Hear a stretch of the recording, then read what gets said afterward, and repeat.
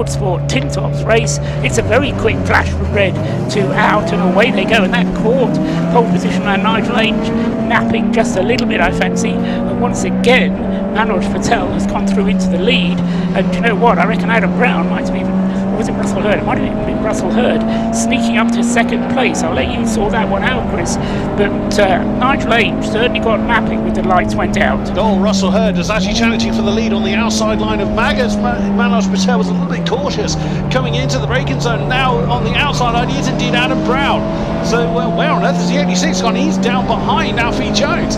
That's a horrendous start for the number 86, but it is still running. James Slater is storming through the field. He's right up in the midfield pack, so he's had an excellent restart this time around. And they're now going to be screaming back up to your side, Paul. Yes, down into Brooklands, the left-hander, and then turning through Ruffield. And of course, this is the time when Adam Brown is, Russell Hurd is going to try and make good his escape, while the cars, potentially quicker cars behind him, sort themselves out. So Hurd goes through, comfortable lead for him in second place, goes to Ford Fiesta. Adam Brown, so the whole second row coming through first and second. In third place comes up Gary Barlow from the third row of the grid. Fourth place is Nigel Ainge. In fifth place is number 36 Alfie Jones. In seventh place, number 14 is Steve Patworth. And he was in sixth place, I beg his pardon. And in seventh place is number 234 James Wilson. Lead us with you. Yeah, into the pits is 112. Into the pits then is Manoj Patel. Yeah, Patel is in. And I'll throw the glass for one of the team members. He's brought the car in. We'll get to see Manoj Patel shaking his head. That might be a huge problem. I'll report back when I get more info. The engine is off though. Oh, terrible! That was the race-winning car from last year on this race circuit. That's a great shame for Manoj Patel. He's a regular podium scorer in that particular car the more it's developed. So that's a huge shame for him as they've come back through my side, back and towards you, Paul.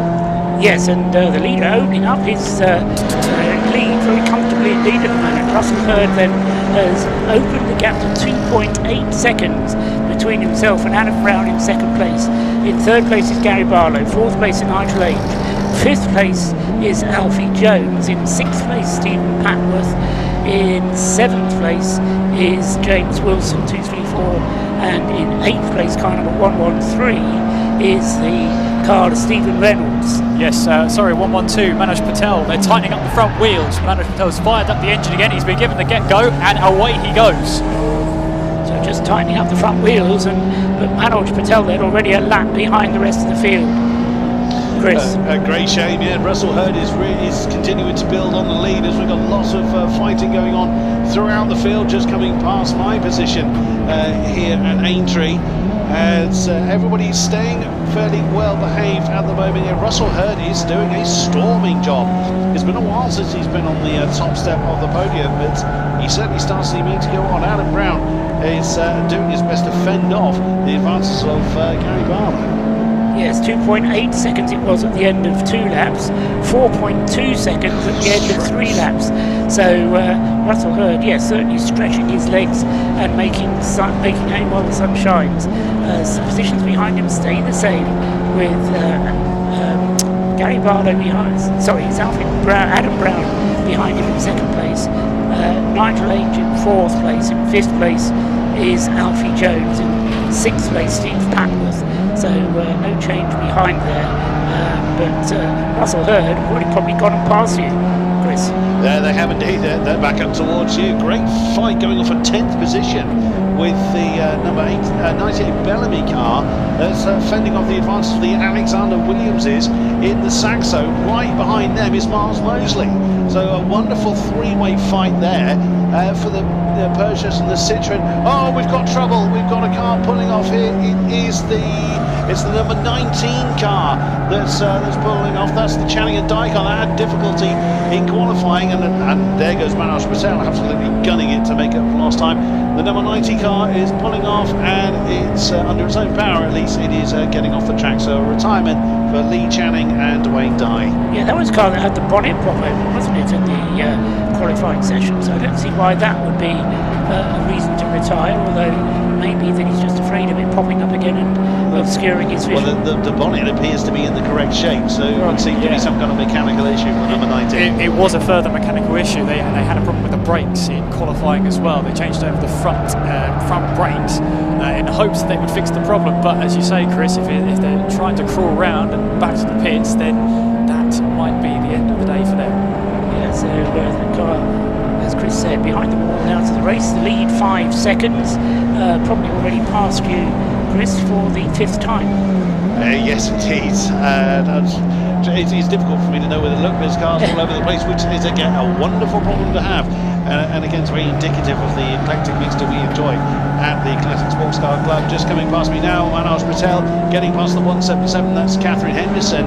The car she usually shares with Alan Tice, her father, who we also see in Marcos. I'm not sure if Alan is here this weekend, but Manoj Patel trying to make up for lost time. But he is a lap behind, unfortunately. Sadly so, yes. So Russell Hurd, still continues to extend his advantage. He did 1 minute 4.6 on the previous lap. Leads the race now by 6 seconds, and then a further 2.6 seconds back from Adam Brown is Nigel Ainge in 3rd place, Gary Barlow 4th, and then in 5th place Alfie Jones. Indeed, yeah, the Ainge Kazar car has managed to get past Gary Barlow in the corner. Well, it was on the previous lap, but they're still very, very close together, the 86 and 30 cars. And I'm keeping an eye on the Bellamy number 98, now being joined by Nick Mellon, the 205 Peugeot, continuing to score for their particular bit of tarmac. As Manoj Patel now sizing up the number 45 car. That's Alan Wilshire, again dispatching that fairly quickly. A day of frustration, sadly, for Manoj Patel. Yes, top 5 already having gone past me. The leader up with you this time. Still Russell Hurd in that pristine white Honda Integra. Doesn't look like anybody's when you get close to him. He's just continuing to go further and further away from the competition. Yeah, his lap times are some distance ahead of what Adam Brown is able to do. Now that Nigel Ainge, again we assume it's Nigel Ainge at the start of the guide, tends to do so, handing over to Danny Qatar in the second part of the race. He has now opened up a bit of a gap between himself and Gary Barlow. The number 30 Integra not able to keep on pace with the Ainge Kazar number 86. Russell Hurd is having a stormer. It was 6.8 seconds last time over the line. I think he should be coming past just very soon. Exactly past me, and across the line, completing 7 laps now. Still with Adam Brown behind him in the Ford Fiesta in 2nd place. 3rd place man Nigel Ainge trying to catch up, and he's certainly going more quickly than Adam Brown is. So Nigel Ainge beginning to close in, or to start to reduce the gap between himself and Adam Brown. So keep an eye on that one. 2.8 seconds it was between 2nd and 3rd as they went across the start-finish line. Yeah, the Catherine Henderson is now the next one to be lapped by Russell Hurd as he's come past now. Adam Brown is coming past my position with Nigel Ainge in hot pursuit. Looks like the gap between the Fiesta and the Honda is beginning to close. Exactly as you were saying, Paul, as he continues to press on. James Slater's just gone past me. He's now up into 6th place from having to start in last. So a storming effort there. He's gone past Alfie Jones. So James Slater's now up into 5th place from starting twice dead last. Yes, and a much better day of it than quite a lot of those around him. It's 8 laps now completed and a minute away from the pit stop window opening. So next time around, theoretically, they could start coming into the pits. Still the gap 1st to 2nd continuing to rise. It was a better lap again there from Nigel Ainge, his best lap of the race, but reduces the gap between himself and 2nd place man by just 0.2 of a second. So it was 2.8, it's come down to 2.6 of a second now between 2nd and 3rd. Gary Barlow in 4th place. 5th place, having had this remarkable race, is James Slater, up into 5th place overall, ahead of 6th place Gary Barlow. Stephen Patworth in 7th. In 8th place, car number 113 is Steve Reynolds, and then in 9th place, car number 234, James Wilson. Yeah, James Wilson's just gone past me. He's challenging the Reynolds and Rigeon car. Wonderful battle there for 8th place. Just a couple of tenths apart last time they came over the line. Now just coming past me, Miles Mosley in the 58 car is the next to be challenged by Manoj Patel.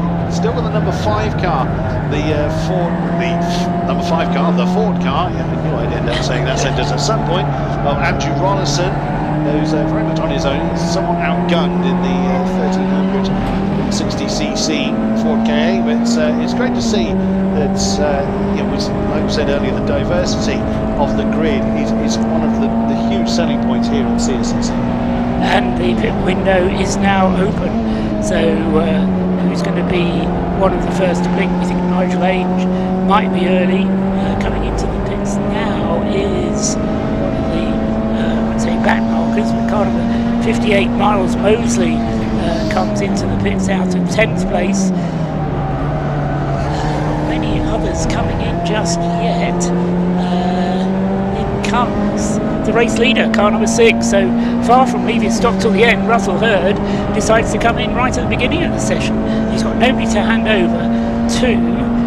Remind myself, it's as quick as you can pit stop, isn't it? Correct, yes. For this series, it is as quick as you can. So I just found myself on the wrong page of the notes there. So the pit stop will be very short. Kieran McGinley will probably only be able to tell us if anything goes wrong.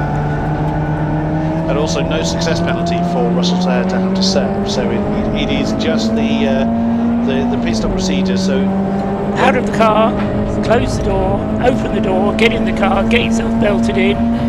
Wait until your mechanic tells you it's clear to go. It was clear to go. Russell Hurd back on his way, but of course no longer in the lead of the race because that has been taken over by Adam Brown in the Ford Fiesta. All these Hondas at the front, who would have guessed that the Ford Fiesta would be leading with 12 minutes of the race gone. Yeah, Adam Brown has enjoyed the company of that Fiesta for a few years now. He was in a Fiesta XR2 before that. It was only in 2020, so he's had that car for a couple of years. But he's regularly within the top 5. He won in Thruxton this year, did Adam Brown, so he has a success penalty to serve when he comes in, so an additional 30 seconds for his stop. But it is so far so good at this end. So. Yeah, a few more coming in now. Alan Walker, car number 133. I think 30 is in as well. So Nigel Ainge is in to the pits, as is number 155, and that is Thomas Spencer to hand over. I'm guessing so they've written the names in the right order to Paul Anderson, survivor number 2, and so 155 is in, but and with now behind the wheel of the car which remember started on pole position, car number 86, Danny Kazar, possibly the quickest driver in the race. We'll see where he resumes with respect to the erstwhile leader, Russell Hurd, who, as I say, is dropping down as a result of having made his pit stop as early as he did. Very, very true. Just coming past me, the Reynolds and Rigeon car still fending off the advances of James Wilson in the number 234. Usually shares that car with Tony Wilson, but James flying solo in that one. Russell Hurd is now starting to get back into the rhythm of things. He's just come past me, and I've got a strange bit of almost empty track. It's all fairly quiet down there. That's I can only imagine that's because the pit lane has suddenly got a bit full. Kieran, what's going on with you?